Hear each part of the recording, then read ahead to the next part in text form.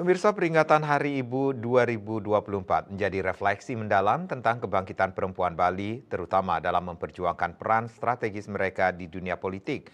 Meski kuota 30% keterwakilan perempuan di DPR RI belum sepenuhnya tercapai, tren peningkatan jumlah perempuan di parlemen menunjukkan perkembangan positif di tengah tekanan politik yang terus meningkat.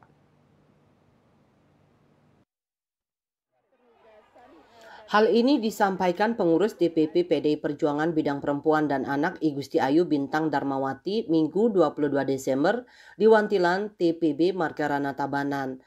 Mantan Menteri Pemberdayaan Perempuan dan Perlindungan Anak Indonesia ini menegaskan peringatan Hari Ibu yang mengusung tema Perempuan Berdaya Indonesia Raya menjadi momen penting untuk memotivasi perempuan Indonesia termasuk perempuan Bali untuk terus mengambil peran di ruang-ruang strategis.